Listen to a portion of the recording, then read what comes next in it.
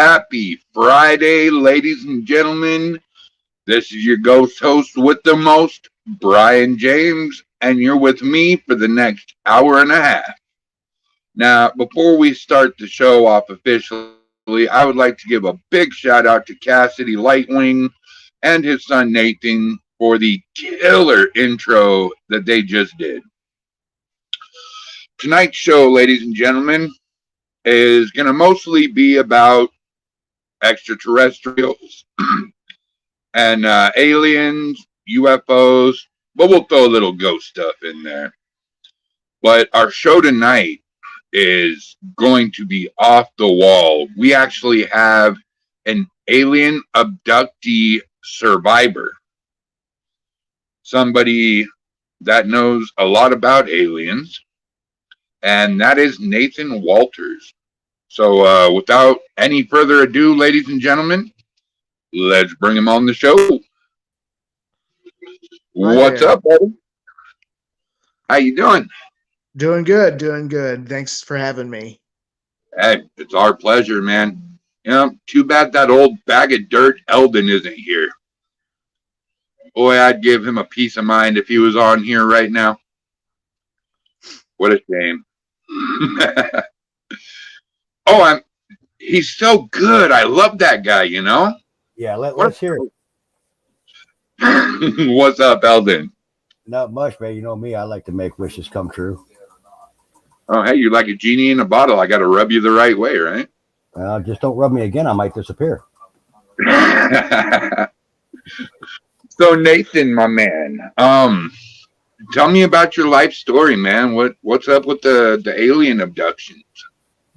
Well, the way I like to say it is this. There are 2 points that are the beginning of my story, at least. One is the fact that I've been having abductions since I was probably born into it. 2 is that I didn't realize all this was happening until I was in my 30s. So when I started which is kind of when my awakening began, I guess, if you had to put a term on it. And I kind of tell both those stories. And I kind of start with the second one. When I started remembering my experiences in 2013, it was September of 2013 that I started having nightmares and deja vu on like a nightly to daily basis. And the content was not so much what it was. Some of it was exaggerated violence. Some of it was very, I almost call it Hollywood big budget, but it was just weird stuff. But it started to get to me, and it started to trigger memories of past experiences that I had overlooked. When I was a child, there used to be beings that would come into my room at night or take me with them on occasion. And I would never differentiate whether it was a dream or physical or astral. I didn't know those terms yet. But it all forms a cohesive narrative. Like I can tell you all these experiences from start to finish, but I at least like to be honest and say that I didn't have all the pieces till I was about 25, 26. It was about 2013 when it really started affecting me, and it has changed my life entirely and has been,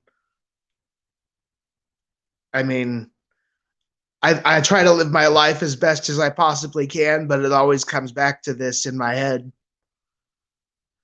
because I've seen a lot of things that people tell us aren't real, but I know they're real. When you say you have memories that came back to you, can you explain those memories to us? Well, let me explain like how one of these memories came about. Like I had this dream It was the first of these dreams, and the setting took place in an old neighborhood. In this old neighborhood, I watched a series of scenes play out that ended with me remembering the first bit of it. It wasn't so much that the imagery in the dream had anything to do with alien abduction. It was more like a coded message that unlocked this first memory. And the first thing that I remembered was an experience from 2007 where I and my wife had an argument, and I said something stupid and went to bed angry, and she slept out in the living room. And in the middle of that night, I was awoken by what I can only describe as a hybrid entity, in that it looks like kind of like an alien and kind of like a human. They're not exact, like it wouldn't pass on the street for human, but it was a blonde female, and it just begged me forward.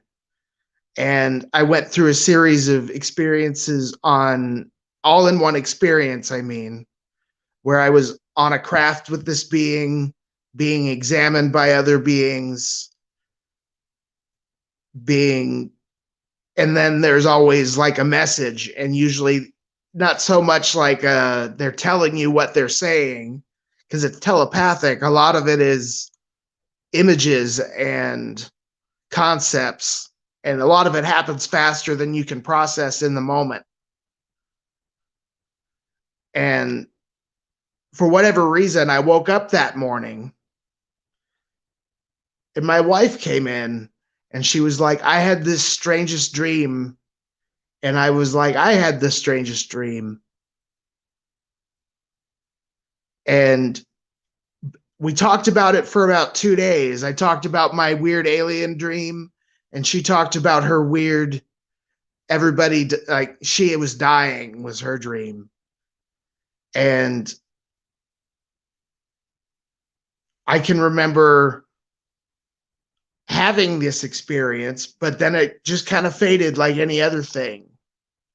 But in 2013, I remembered it because of a dream. Something about the dream triggered it.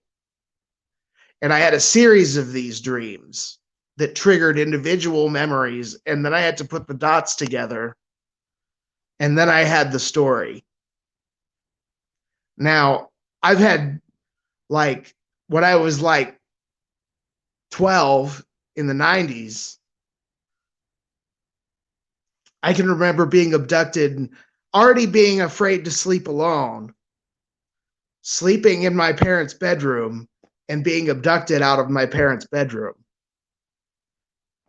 by at least 4 entities at the same time. 2 were short, stocky blue beings in maroon cloaks and hoods.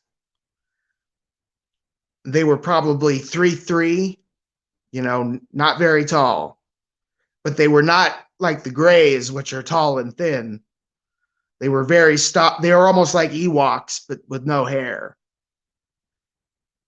And I can remember them coming to the side of my bed, zapping me with some kind of wand and taking me with them. I have memories of being in a craft, being on my back, looking up, being examined with bright lights in my eyes, big heads in front of the light. I know these things sound hard to pin down, but that's because they are. Most definite. And the fact that you can remember things like that is just phenomenal. And did you actually get a look around you, like inside the craft and everything? There are times when I have not. I've seen several types of craft at different times, but there are at least 2 that used to repeat often. I would either see a large purple two-toned purple and gold disc, meaning like I'm trying to think. It had a middle section that would be like the top and the bottom that was like light purple. The outer ring was dark purple, and the outer ring beyond that was like gold trim. And then the other, I always thought of it as like Ezekiel's wheel. And then there's the large black triangle with no lights. Okay. Man. So when the aliens like abducted you, did they do any weird experiments or anything with you? I believe they have. I believe of several types. I believe that they have done physical things to me. Like I've been in the situation where I've been looking up from a laying down position, and they're appearing to be doing almost surgical procedures on me. I couldn't tell you what those are or what they're for, other than to say that if you look into the research, this happens a lot. It's usually sexual in some way. I can't say it is or isn't. I have stories that lead me in that direction, but they also do a lot of things that are mental, like exercises, like project things about the future into your mind. And then when they play out, it feels like deja vu, but that it lasts for 2 weeks on end. And you realize, oh, that's because they showed me that. It's not like being psychic where you're able to put the pieces together. You can tell when something, it's like when I have a dream, I can tell these dreams don't come from my own subconscious because they felt like a different director took over. Do you believe that that it's possible, like what you just said, aliens put the future in your mind? In your opinion, could psychics and mediums and clairvoyants possibly be, from like maybe an alien race, or them themselves have experienced an ET? Well, I know you hear that a lot. I know that there are a lot of people that are into channeling that channel ETs. Now, I can't verify anybody's story, and I don't know many abductees personally other than myself. But I can say that I've had a lot of out of body experiences, and I think it's because they showed me how to do that. I can't make it happen unless the circumstances are exactly right, the right emotional state, the right amount of sleep, the right stage of consciousness. I can't make myself do it unless all those things are correct. But the only reason I can is because they taught my body how to do it. Okay, so the extraterrestrials put it in your mind how to have astroplaning, which is an out of body experience. Correct. And I've had many of those. Nice, nice. Keith Evans wants to know, did Nathan see any new technology that the aliens were using? Well, when I was a kid, I saw a lot of stuff that we have now that we didn't have yet. Things like tablets, because they would show me things that were, when you hear about psychics, it's all kind of convoluted. But let me tell you, when you have a vision, it's not like imagine what you would see in the future, what you're looking at right now, the screens we're looking at on the television, what's happening in pop culture, those are the things that will trigger you that you remember. It's just like remembering something from the past to see something from the future. It's a complete image. You might have what you're seeing on television or what's happening in the news, or you might get but they and then there's things like synchronicity. Okay. So, do you yourself believe that we've had alien technology like all throughout the history of mankind? I do believe we have some alien technology. I don't believe they have all of it. I don't believe that they're in total control of it. I think if we tried to fight the aliens, we'd lose hard. Oh, we'd get our asses handed to us on a silver platter by aliens. There ain't no doubt about that. Yeah, no doubt. But they could impress people who had never seen anything. And, oh, you have Robert here. What's up, good guy? What's going on? Not a lot, man. Welcome to ShadowZone. Appreciate it, man. This is our guest, Nathan Walters. How's it going, Mr. Nathan? I'm doing good. So Robert, while you're here, we'll catch up a little bit here. Mr. Nathan Walters here is an alien abductee. What is your opinion on the extraterrestrials and UFOs there, Robert? Really don't have a whole lot of opinion on it. I've never really dealt with it. I've always been on the paranormal side of things. But I'm one of those types of people that I can't sit here and tell you that it exists or it don't. But it's something that I've been interested in. I ain't gonna lie about. Awesome. Oh, you got any questions there, Mr. McInville?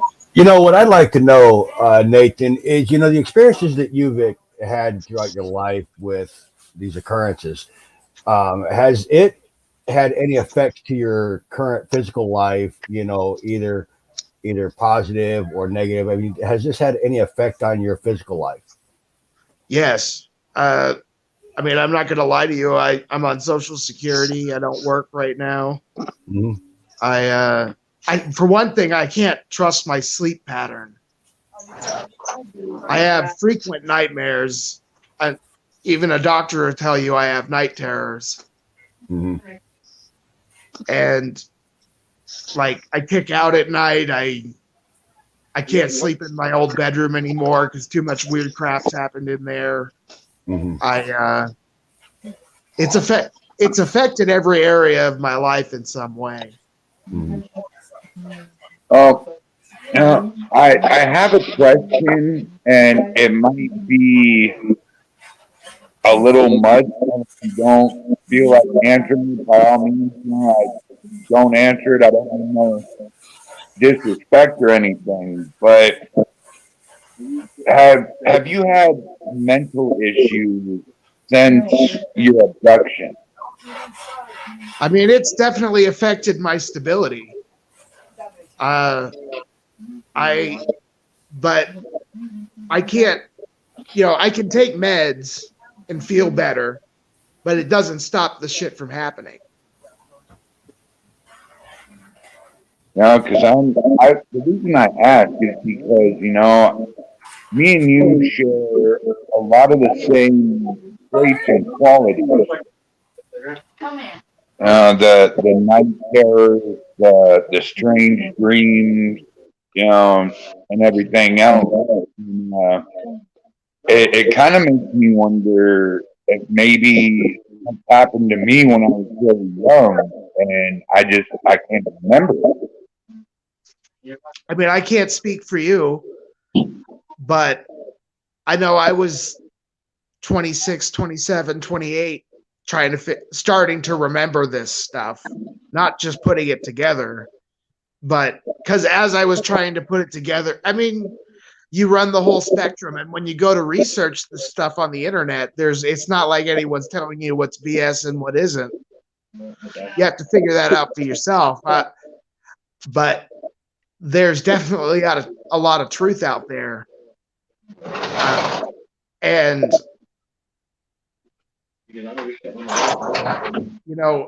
I think there are a lot of people who don't know they're having these experiences because they don't. But first of all, because they don't want to classify this as a paranormal experience, which it is, at least on some level.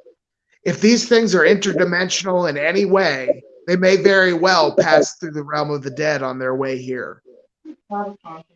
If that's what the wormholes do, if that's what everything like that is doing, if that's how even if they're extraterrestrials that just use extra dimensions, they may very well pass through the land of the dead to get here. And there are a lot of experiencers that have had abduction experiences, but then they turn around and they have a lot of poltergeist activity, just like I've had. Now, I've only seen a ghost once, and it was during an abduction. So But I've seen. that's a question, Nathan. I've often wondered, and the more I investigate the paranormal side of the field, I come to discover more and more that the paranormal side, the spirits, aliens, and UFOs, along with cryptids, seem to be all tied in somehow in some form together somewhere. I definitely, yeah. So I really want to kind of dive deeper into the subject to see where maybe they all be related. Well, I was just about to tell a story about seeing a dead relative during an alien abduction. This happened in 1997, and it was in a summer. I spent that whole summer in Missouri with my extended family, and they lived kind of out in the country in Missouri. And I had gone to sleep one night, sharing a room with my cousin, mind you. And I was awoken by something tapping on the window. When I opened my eyes and looked out, there was basically what an alien gray would be, what people would think of as an alien gray, a tall, thin, willowy being with big black eyes standing outside the window, basically tapping on the window and telling me to come here. But I wouldn't get out of bed. The next thing I knew, I saw my deceased grandmother standing before the bed. And she had only died a few months before, and this was a grandmother from the opposite side of the family. So I follow her outside to where I see the big gold purple disc floating above the house. And I feel myself lifted up into it. The next thing I know, I'm standing in a purple room, meaning like black light. All the walls lined with black light. And then the next thing I know, I'm laying on a table. And then the next thing I know, it's morning. While I'm laying on the table, I'm looking up and I see strange beings over me doing their weird procedure.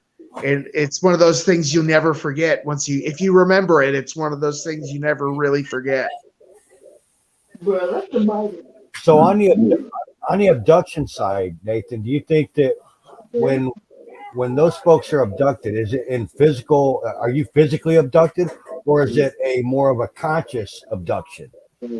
I believe both happen, but I've definitely had both. I've had some things that transcend what would be physical. But it's And I'd say that's what happens more often than not now. If I have an experience, it's usually astral. But when I was a kid, it didn't matter. In fact, it didn't even have to be at night. Gotcha. When back in the old days, I mean, Stonehenge, pyramid. I mean, I really don't believe, that 100 or 1,000 guys are all back building these pyramids, 10, 15 foot tall. And you look at like Abraham and stuff like that, and you see everybody around this disc with this weird looking creature that they're all praying to. In your opinion, do you believe that God or Jesus himself could actually be an extraterrestrial?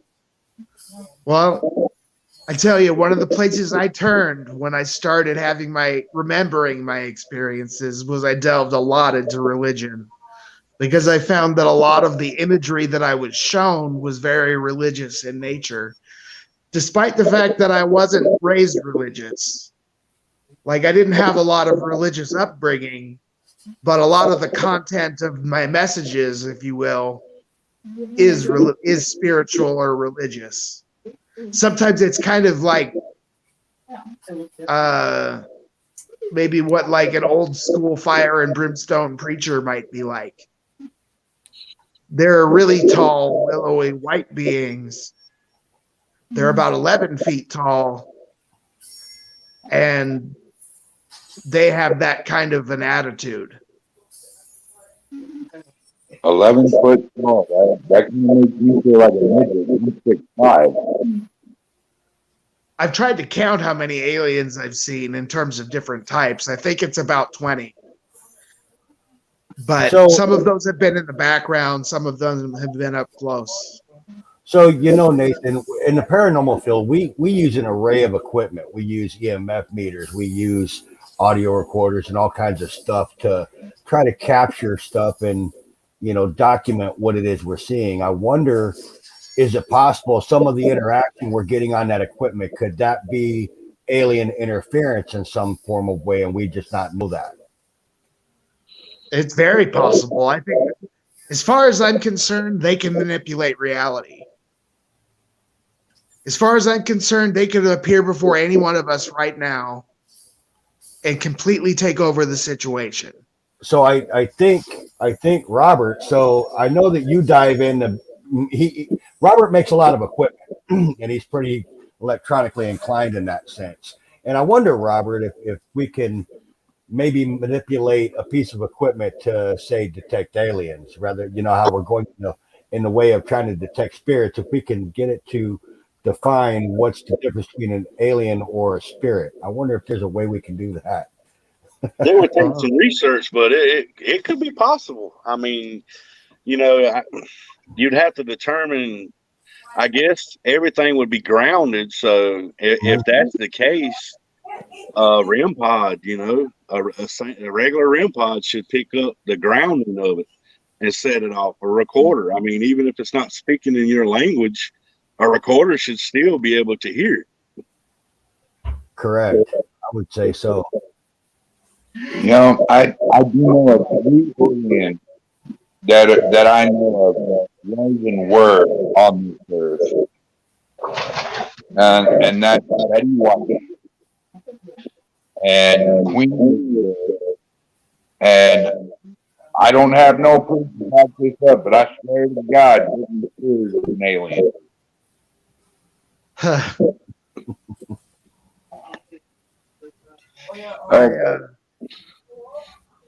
I don't doubt that there will someday be a way to detect. Here's the thing: is I think that there are a lot of things going on at the same time, and I do think they're all interconnected. I think every manner of high strangeness exists in some way. whether it's all physical or some kind of time loop or something interdimensional, I don't know. I don't have the education to tell you that. But I just know that I've seen certain things, either aliens or shadow people or beings of light. I mean, or even things that had no body form, but were just like clouds of energy.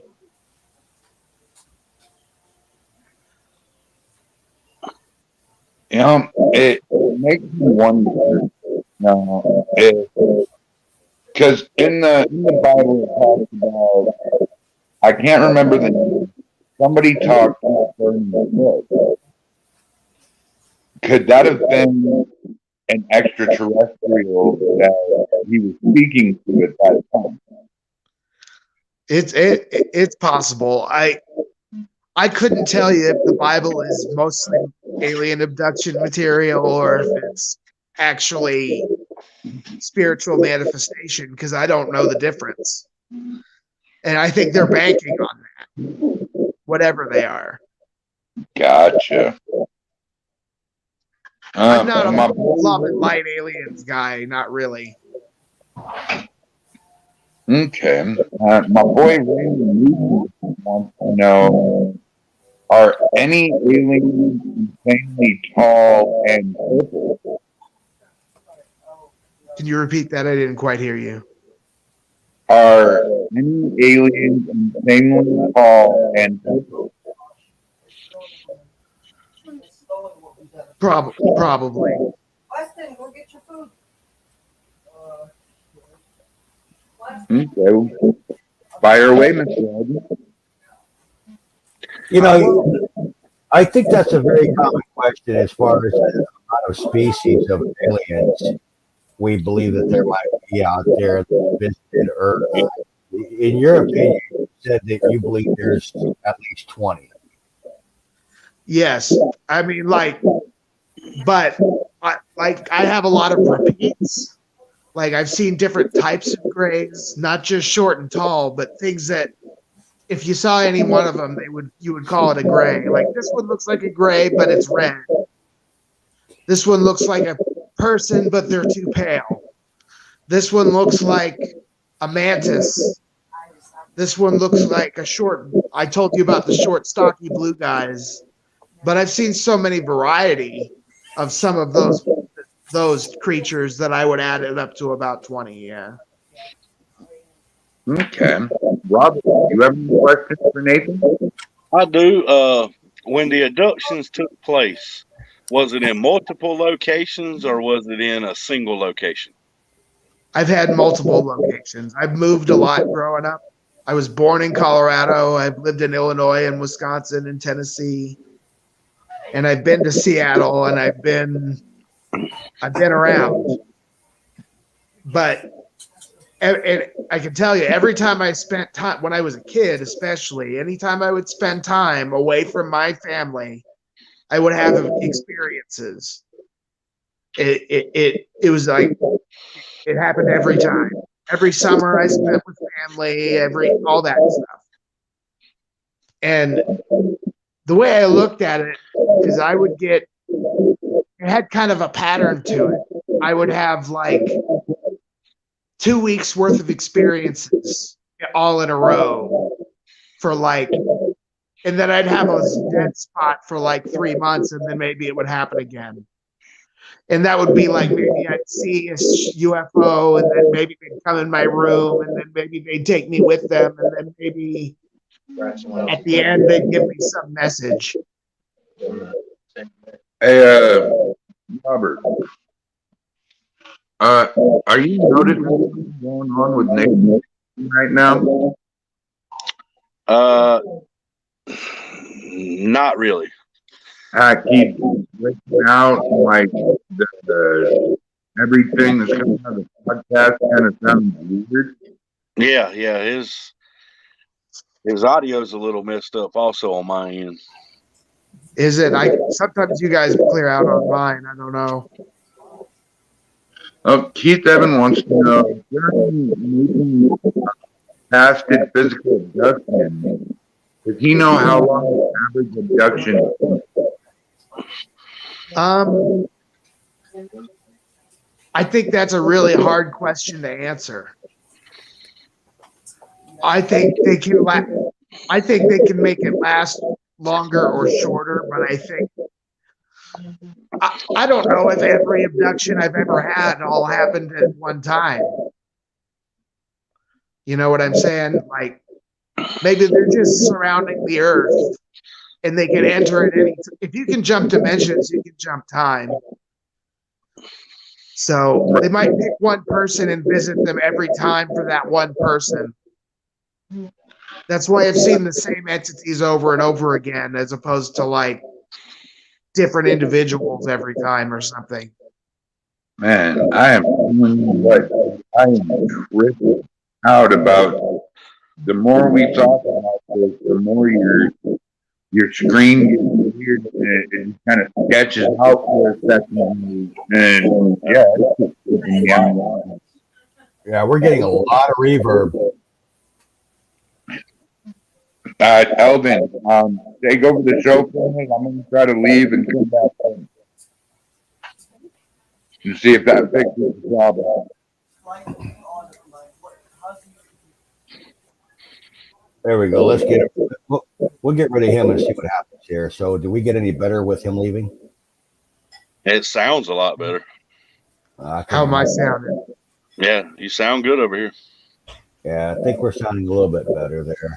So, Donna says she wants to know, when was the last time you were abducted, Nathan? I honestly think it was not this past holiday season, but the year before, like the beginning, like at the end of 2020.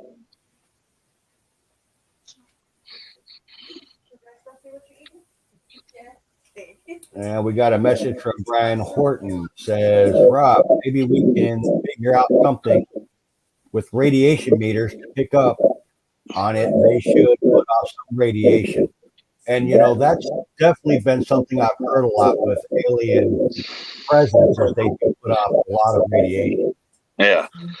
And, you know, that's true. Matter of fact, something as simple as this piece of equipment here, which is just a regular old radiation detector.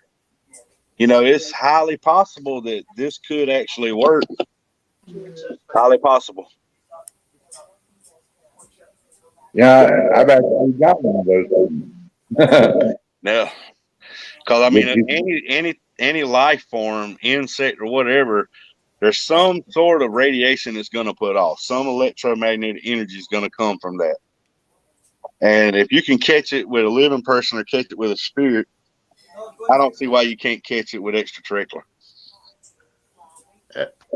And I mean, I would hope that the only thing that I would think would be that they would have something that could block that. But I don't know how. I'm just saying. I know they have a tendency to turn cameras off. Or, I mean, try taking a good picture of a UFO, right? I mean, they have something that affects cameras. You're gonna get close, watch out! And that's possible. Do you believe that when you were abducted that they actually maybe put a microchip in you or some sort of tracking device to know where you are? I don't know. I used to have I didn't think about it till I was studying the subject. But I had a weird thing on my back that was there for years, and then it was gone all of a sudden. But I never knew what it was, and I never had it checked out, and I never associated it with that until later, until I remembered more of my experiences. Gotcha. So, I have somebody here with me tonight that has questions of his own about the extraterrestrial. And I want to bring him on real quick so he can ask you a couple questions as well. Is that okay, Nathan?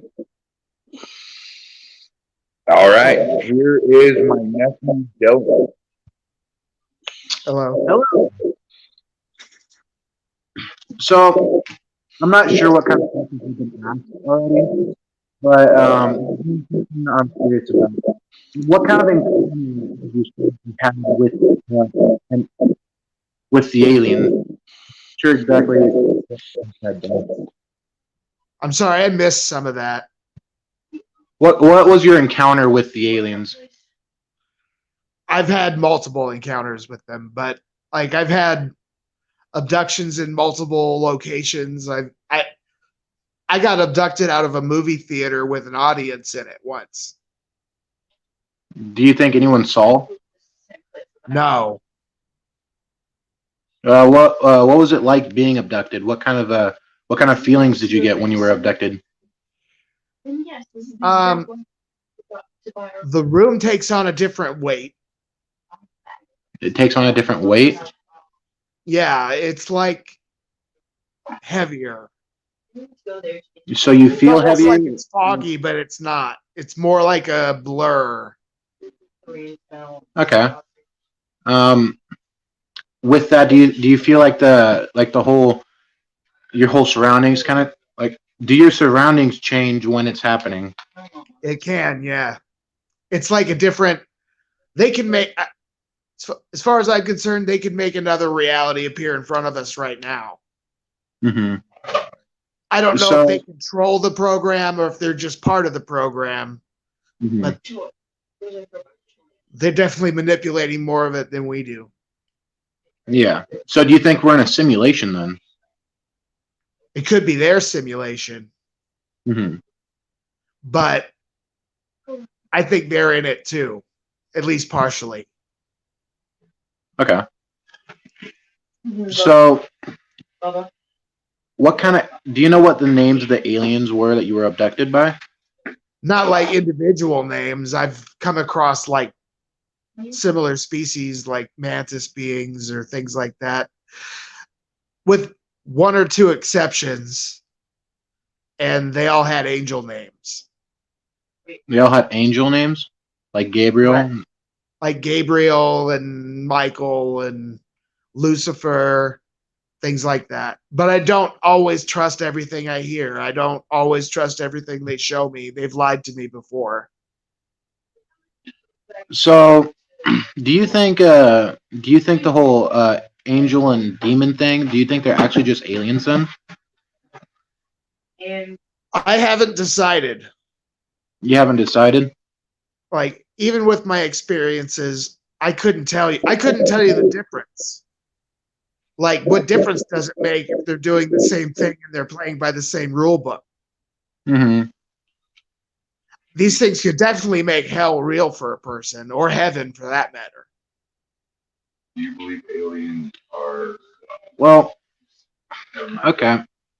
So there's like drawings in caves and all this all this evidence found that like extraterrestrial beings were the gods of those times. Oh, so in cave drawings, there's like there's like a giant creature with like a bird head or some sort of thing like that. And do you think those kind of beings still exist around now? I do. I had an encounter during an abduction with a being claiming to be Anubis. And he Claiming to looked be like a jackal with a man's body. a jackal? And, yeah. But I don't know if that was something. I mean, there was a gray standing next to him. I can say that. Mm-hmm. So was that a mental projection from the gray? Was that a hologram? Was that real? I don't know. Okay. I just know I saw it and had an interaction. So then, what do you think aliens coexist with each other then? Yeah, I think they all work with each other. So you say that aliens can project things that you like, make you see things that aren't there, like projections, right? Correct. They There. showed me. Yeah, go ahead. So there's a story about like this man and like his logging crew, right?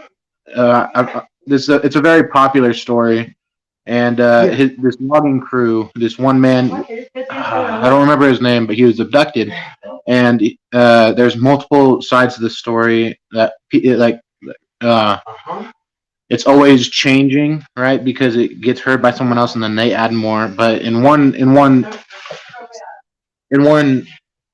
story that someone else has, they said that this man saw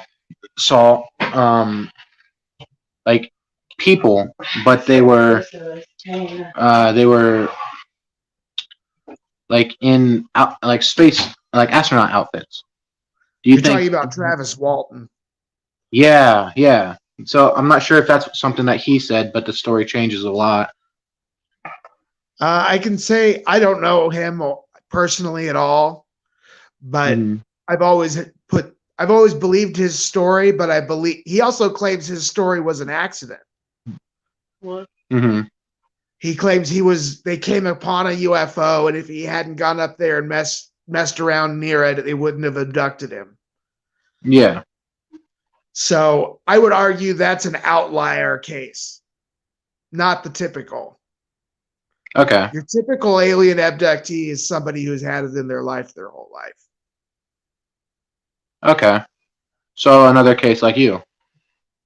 I'm not trying to say I'm special. I'm saying if you look in, I mean, I can go find you books right now on my bookshelves, but written by different people that are talking about the same things. Mm-hmm. Well, I think that about does it for my questions, though. Well, All right, thank so, you. well, thank you for entertaining me. And here's Brian. All right. I'm gonna ask you a question. Back to Brian. There you So I'm gonna ask you a question from a paranormal standpoint this go round.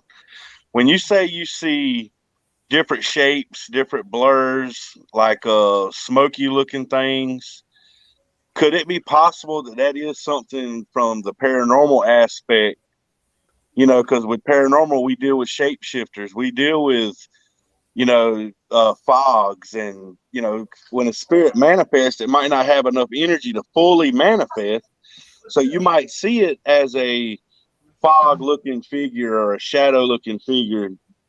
Is it? I mean, I'm just kind of curious to what you were seeing. Well, let me put it this way.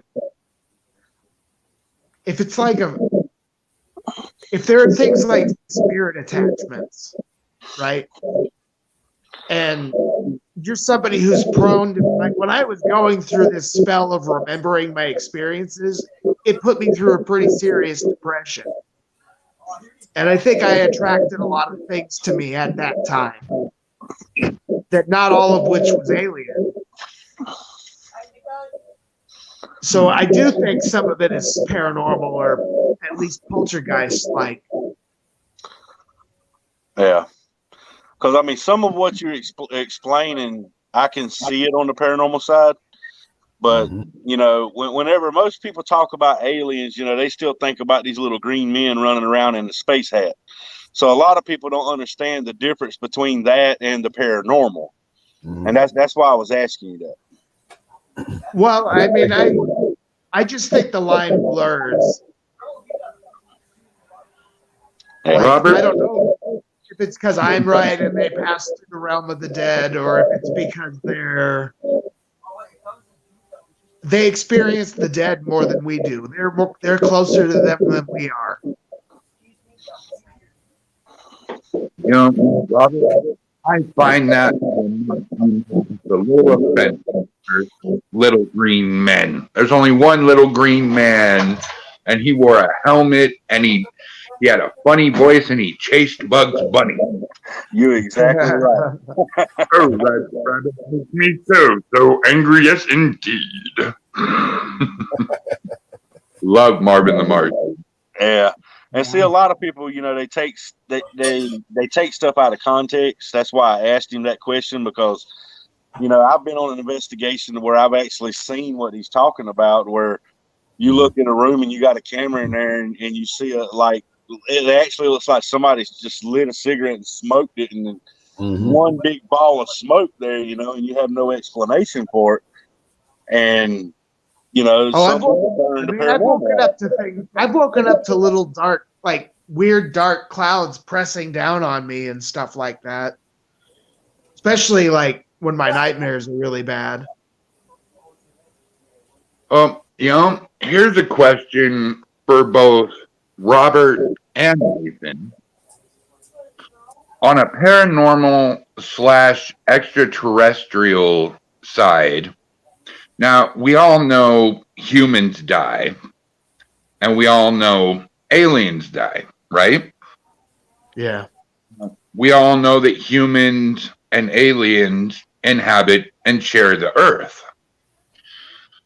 Now, my question is to you two boys here is, could some of these spirits that we capture paranormally possibly be the spirits of aliens? It's possible. I think they have a different relationship with the dead than we do. Gotcha. Robert, what's your But not everything is this. You know, that's trying to group everybody together. And there are different types. And I think they do different things. And like the Greys, I'm pretty sure the Greys are hive-minded. And they all are in lockstep with each other, and they don't have individual thought. And they tend to lack emotion. But something like a mantis being can lock eyes with you and put you in a trance and make you feel the greatest state of love you've ever felt. Now, I don't know if that's a good thing or a bad thing. I just know that when you're looking at a 9-foot praying mantis and it's locking eyes with you, it's kind of a menacing feeling. I don't know about that. 9-foot tall man looking me in the eye kind of makes me feel like I'm gonna go skipping through the flower patch with him, you know? Yeah. A little picnic, little bottle of wine. I'd be scared crapless if I ever saw something like that. Robert, what's your opinion on that? Well, that's actually a really good question, because I've thought the same theory. You know, we've been on investigations before, and we've actually caught like a dog barking, or we've heard a cat come through the recorder, a meow or something like that. You know, and we've questioned ourselves, are we getting the spirits of these people's animals who's passed? And I mean, if we can catch a EVP of a past animal, we can catch a EVP or a clip of a deceased person. Why wouldn't we be able to catch a deceased alien? Well, you know, and that raises the next question too, is if we can somehow communicate with the spirit of an alien, would that alien talk our language, or would it use its native language? That is a question that's up in the air also, because if you think back, whenever these ghost hunting teams or paranormal investigating teams, they go to, say, a foreign country to investigate, their native language is English, being from America, and the language that they're at there is not English, but they're catching spirits speaking in English. Same thing if you got a team from over there come over here, they can catch the EVP in their language versus not our language. So I believe so. And most of my communications with extraterrestrials have been telepathic on some level, and they tend to use pictures and not words. Very nice. Very nice. Eldon? Yeah, man, I'm just trying to wrap my head around this, because the way my brain works, I'm always trying to get to the answers of it. I want to get to the bottom line, and I like to know where all of this comes from and where it all relates, and that's kind of where I'm kind of putting my train of thought right now. And how can we measure it? How can we test it? And how can we put this out in the field to relate it to being able to document it? I wish I had the answers to that, you know? Yeah, that's kind of where I'm at, and I think that really takes some more research and some more looking into to figure out how that can be done.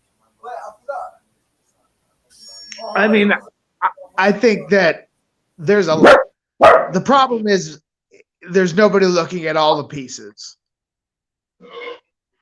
There's always like I come across things all the time that I realize, well, that experience matches my experience.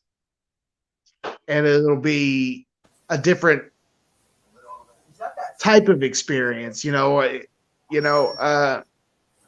it's like having out of body experiences. I don't know how to do that on my own, but but they happen. And I know they happen. I had do you know what a Kundalini experience is? Where you have energies like your chakra energy awakened and your spine, and it's in your spine, and you can feel like there's a snake crawling up your spine. I've had that. Yeah. If you can get your energies flowing, you can make stuff like that happen, but I can't prove it to anybody.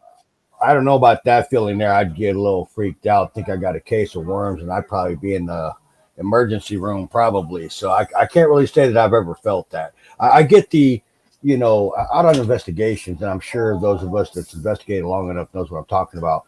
It relates to that, where you got the hair standing up on end, and you get that feeling where you put your finger through the light socket and you get this electrical charge all the way through your body.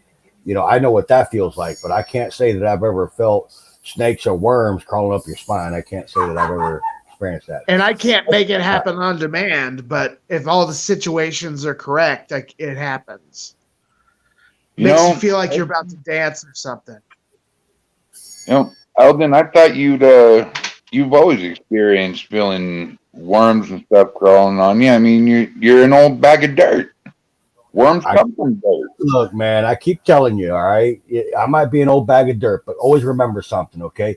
Good crops can't grow without good dirt, man, and I'm just as good as it comes. Well, when you start growing corn cobs out of your skin, you come and let me know. You might as well wait till the pigs fly, bro.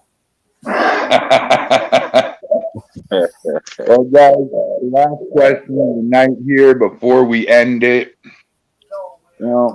With the aliens and everything, I mean, people have so much proof, and the scientists are always denying it. My main question is do you think that if World War III does happen, that the aliens are just going to end it for us? Or do you think nuclear destruction is going to be the end of the earth? No, I think they clean up the pieces afterwards. So if they clean up the pieces, all over again. That's what I was getting to. All right. Well, guys, our hour is up. We could go an extra half hour if you guys feel like it. It's up to you. You're the guest, buddy. I just need to roll a cigarette. But I can carry you with me while I do that. Well, just make sure you got enough information for part 2, Nathan. Yeah. We can be more specific about specific things if you want.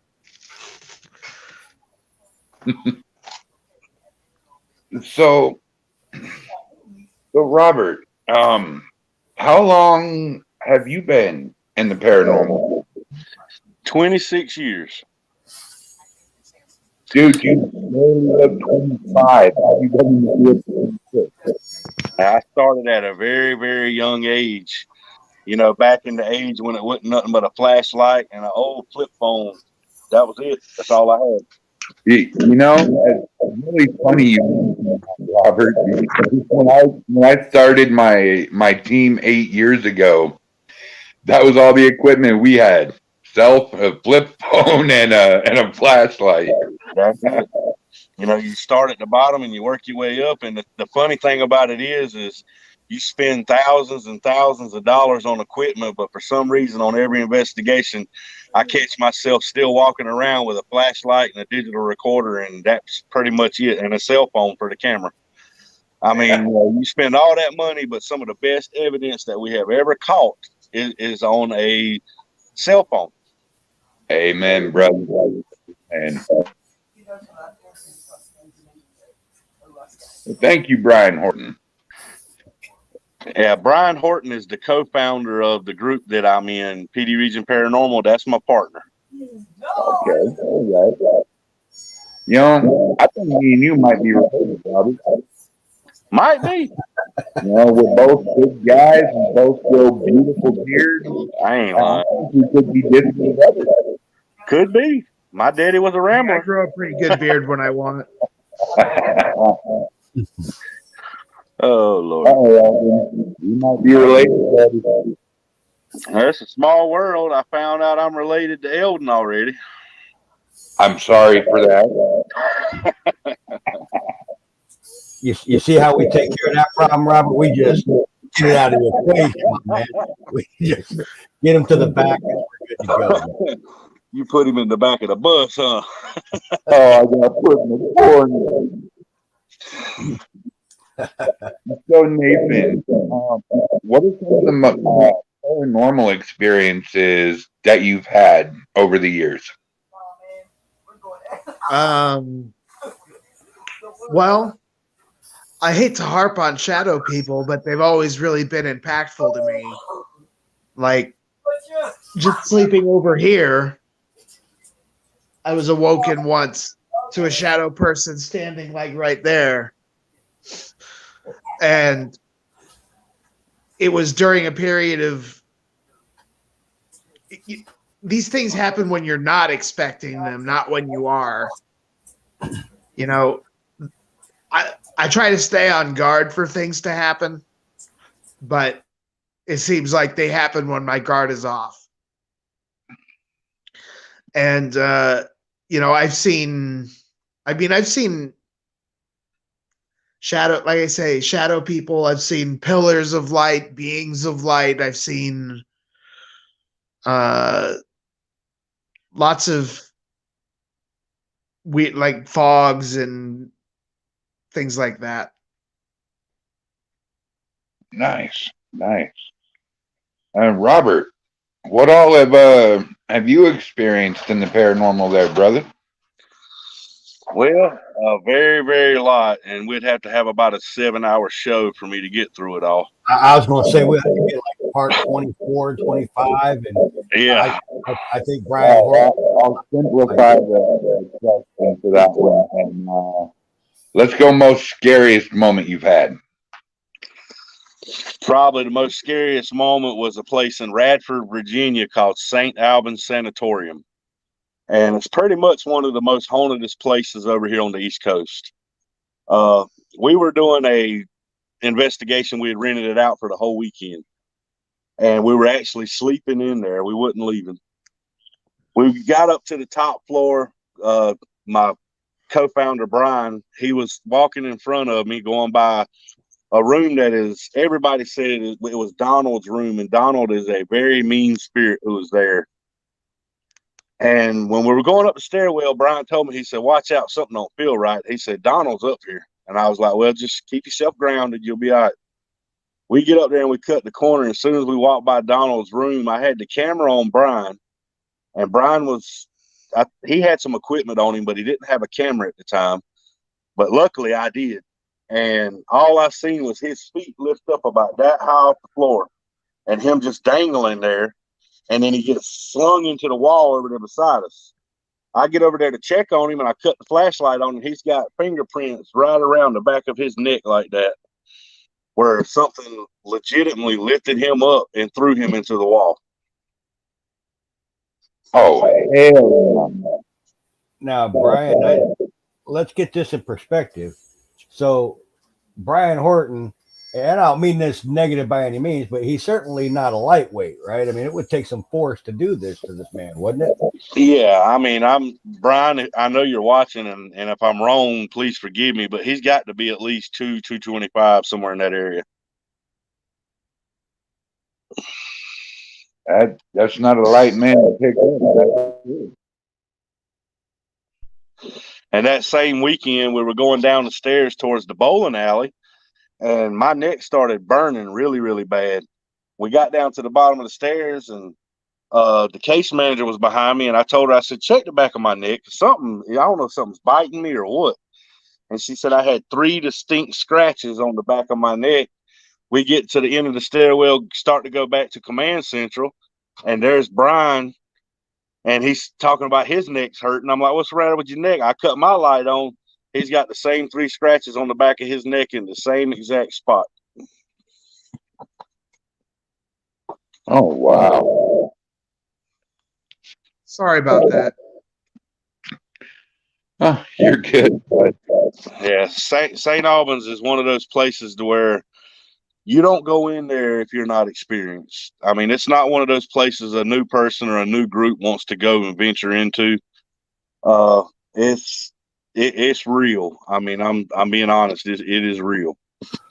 So when Global comes out to your neck of the woods, I think that's the place we should go. That's exactly right. We'll make a weekend of it because it's so big you'll never do it in one day. Outstanding. Yeah, I'd like to see John pick up my big 385-pound ass and throw me. Yeah. Well, we were standing there last investigation. We carried Our Haunted Lives from Paraflix with us. And we were standing up there in the same spot Brian got through. And it was right beside Donald's room. And I'm standing there talking to them. And we're doing like a little interview session. And all of a sudden, I feel 2 hands just hit me dead center of the chest. And I go through the sheetrock behind me. So Donald is a very angry spirit. You know, that kind of reminds me of, what was her name? I can't remember her name right offhand, but up here in Colfax, Washington, we got the St. Ignatius Hospital. And, yeah, we beat Ghost Adventures and Lockdown up there. We were actually the first team to spend an entire night in that hospital. And there's this old lady, I can't remember her name, Emily or Ellis or something like that. But she was known for cursing and biting and kicking and scratching the employees. And if you go into her room and you don't leave a beer right there for her, she'll get violent with you. And I haven't told this story because it's really embarrassing, but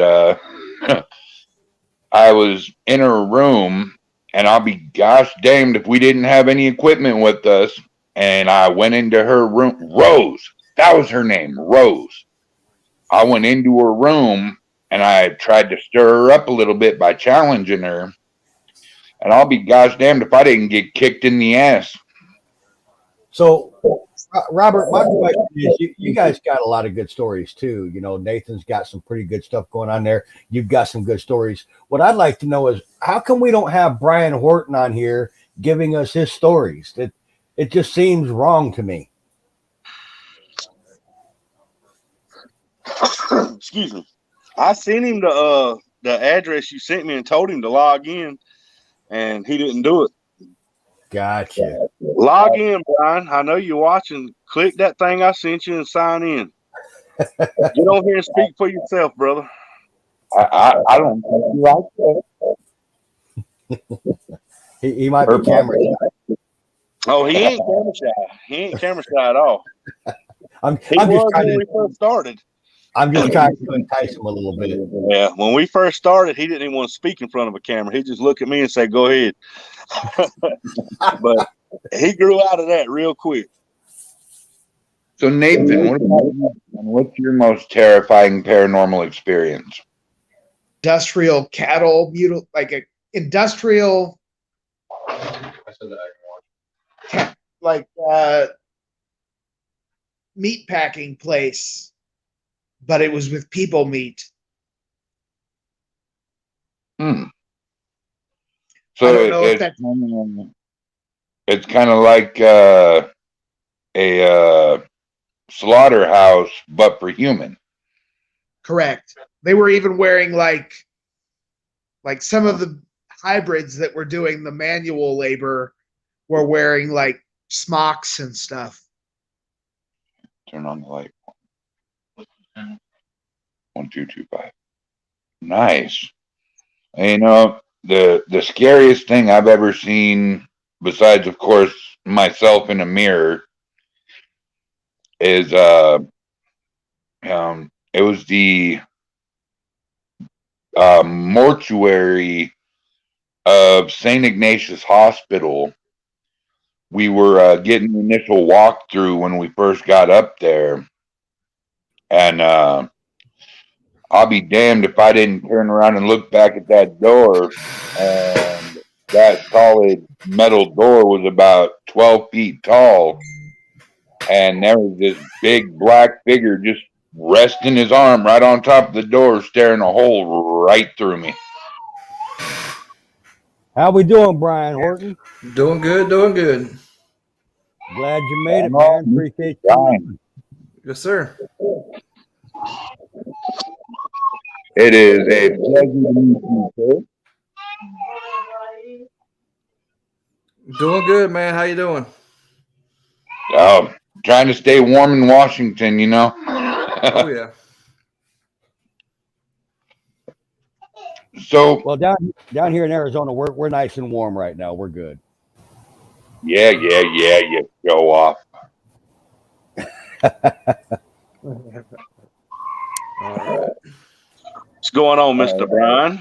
Nothing there, Mr. Humphreys. What you up to, man? Not a whole lot. We were on here telling stories, and I'm having to tell your story, so you tell your stories. Shit. Which one? Eldon. Yeah. I gotta mute this, man. I got Mikey freaking out. You guys go ahead and take over. I'll be back. I already got him. So y'all go ahead. We already muted him, so he's good to go. Which stories you want, Rob? Give your insights about what you was telling me about the radiation detector for Nathan. Well, in theory, I've heard that a lot of the UFOs or unidentified objects, they will put off radiation. And I was thinking to myself, well, maybe our radiation meters, we might be able to pick up a few things. Picking off radiation could be extraterrestrial. I would think that would happen. And it used, I mean, if you look into the subject, it used to happen. I mean, all the Blue Book cases, all that stuff. They used to do radiation detections. I mean, they used to get weird levels on landings and weird levels on that Travis Walton. We were just talking about him earlier, and I mean, he's had the trees and tree core samples done around where his abduction took place. I just don't have the resources to do any of that. Cool deal. It'd be nice to try it to see if it actually works. Yeah, I'd like to see if we can get some kind of reading on that to be able to differentiate when we get readings, if there's a way we can differentiate between alien interaction or spiritual interaction to determine what we're dealing with. Because I do believe that sometimes we may get one or the other and not realize it. Yeah, I agree with that, because sometimes on some of our portal sessions, I mean, Rob, we get things, weird sounds and different voices that don't sound human, don't know what it is. That could possibly be, alien interference. Yeah, that's what I think too. Sometimes that we get. Well, it's just like Brian. Every time me and you run the portal there for about a year's span, we got black ash and it was said in every portal session all around North and South Carolina and Virginia. We got that same response, and we couldn't ever figure out what it meant. Now you know the Carolinas, they're real famous for having that tar out there. I wonder if they're getting that confused between black ash and black tar. I ain't no telling, they probably are.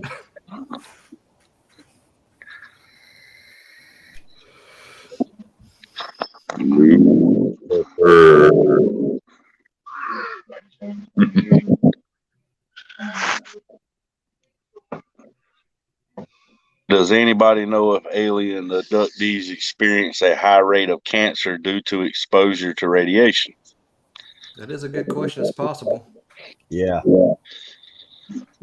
I haven't had any problems, but I know of a handful of cases where people have. I mean, there are definitely abductees who have died of cancer.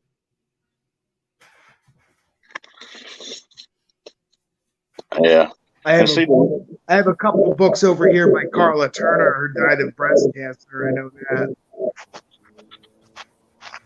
And see, when it comes to the alien stuff, I'm not saying it's not researched, because it is, but it's not researched to the point as paranormal and Bigfoot and stuff like that is researched. So there's not a lot of knowledge out there about it. Well, the problem is that there's different fields of it, and it's not all like people who investigate abductions don't necessarily investigate UFO sightings, because a lot of them are psychologists, or whereas somebody who's investigating UFOs might be more likely to look into like a totally different aspect. They're more into Area 51 and things like that. All I'm trying to relate are experiences. Like, I don't even know they're extraterrestrials. You know what I mean? I just know that I've seen them. So it's kind of like we're experiencing here in the paranormal field, where, we have a lot of organizations. They investigate, they get their data. There's not a whole lot of sharing that. It's more what I see in the paranormal a lot is they show like these neat little clips. They see a shadow or they get an EVP and they share that. It's more like a form of glory than it is let's research and get to the bottom of it with the teams. You're exactly right about that. Everybody wants that 15 minutes of fame versus that 15 minutes of experience to help you further knowledge yourself. That's right. You think that might be part of the problem in the field of abductions and UFO sightings, Nathan, or what? Yeah, very much so. There are good researchers, and it really is depending on what aspect you're coming from. The most well-rounded researcher in UFOs is probably Richard Dolan.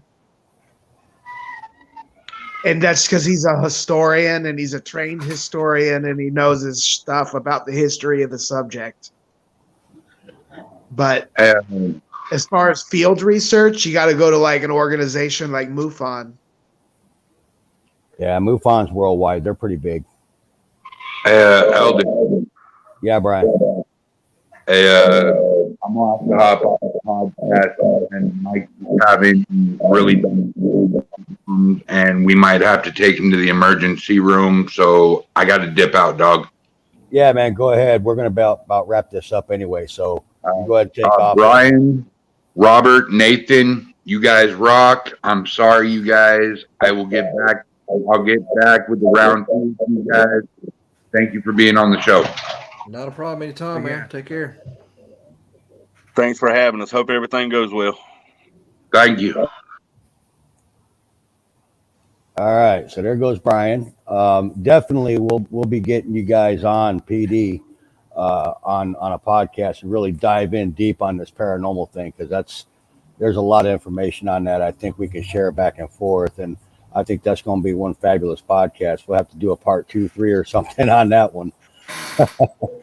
Yes, sir. We got all kinds of stories. Yeah, I think too, Robert's more on the technical side of things with his equipment, and I'd like to do a show there, just kind of showcasing what he's got available. And you guys work with a couple organizations too. I want to try to get them kind of shouted out as well. So We appreciate anything that y'all do, man, and we got y'all's back 100%. And as far as you go, Nathan, we're going to start doing a little more research. We've never been into that field, but we've always been curious about it. But we are gonna start doing some research into it. Yeah, there's definitely places to look. It's just a hard subject. Yeah, well, don't forget, even the paranormal, at one time was a very hard subject, and it's starting to come around. We're not nearly there where we need to be yet, but it's starting to come around. We've seen the same things happening in UFOs. I mean, look at all the Pentagon stuff. Look at all the. I mean, is that the truth? I don't know, but it's more than we've ever had. Yeah, most definitely. We got a lot more information going on out there than we have in previous decades. That's for sure. And one good thing about now versus back then, we got a lot more platforms to be able to share these things on and communicate with fellow team members and teammates and other groups and associate ourselves to try to build what we've been working on for 20 something years now. And that is not a bunch of ghost hunters, but a paranormal dream team is what me and Brian call it, where it's actually people who's in it for the research, not the $1,000 TV show. Well, most definitely, that's exactly where Global's headed. We're trying to incorporate all schools of paranormal, going into the ufology side of things, cryptozoology, and the whole 9 yards. So that's definitely the direction that Global's trying to go, and basically bringing together those people that are serious about the research of it and the investigation to get to the, concrete bottom line as to what's going on here and how can we get the answers a little bit more feasible and be taken seriously on top of it. And that's very difficult. Your urban exploring, YouTubers, they're making that difficult. You've got, entities out there trying to decrypt what we're saying. They're making it difficult. So, we certainly have our work still cut out for us, but it's definitely heading in the right direction. Yeah, you're right about that, man. The paranormal field has really come a long way. Used to, it was a couple teams and a couple groups, and that was it. And now, man, there's hundreds of teams in just about every state that's trying. And the big thing is you'll never make it by yourself. I mean, we've learned that with our past groups. I mean, that's the whole reason that we merged together and formed PD Region Paranormal. One team just can't do it by themselves, man. And the more we can get together, that's why I give y'all credit for Global, man. Trying to pull everybody together into one for the same goal. You couldn't ask for anything better. No, man. Para-unity is really good. And para-unity, if you got para-unity in your heart, man, you're practically unstoppable. You get the right people, work with the right people, and get the right, frame of mind and do it for the right reasons. I think you can go far in it. That's right. That's what it's all about, man. And we appreciate you having us on the show anyway. And we look forward to doing a paranormal show because we'd probably have a whole lot more to say. I'm sorry for Nathan that we couldn't be a bigger help, but we are going to get into the research aspect of it. Yeah, and I think Nathan had a lot of good information for us, and it kind of gives us a common ground to start on, and some kind of a footing to begin with anyway. I know there's a lot of organizations out there that's already pretty much started that, but it certainly gets us going in the right direction, and I think that's pretty important. So what Nathan had to share with us, I think is very phenomenal. And Nathan, we thank you for that very much. So we're going to go ahead and end the program here, guys. I appreciate you guys being on. Brian, it was a very good pleasure meeting you, sir. Pleasure meeting you too, man. Robert, I'll be getting with you on the back door things and be giving you a call and stuff. So, all righty. All right, man. We appreciate it. Right. Okay, guys. I'm going to pull you guys in the back room and I'll talk to you in a minute. All right. Yeah, man. All righty.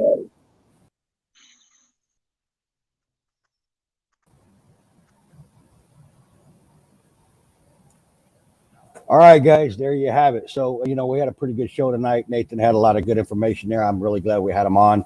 And, a couple of surprise guests there with PD Region Paranormal out of North Carolina. Good folks out there doing good stuff. and we're going to be showcasing a lot more from them in the future. So stay tuned with us and be watching our advertisements on that. So we're going to definitely be bringing them on.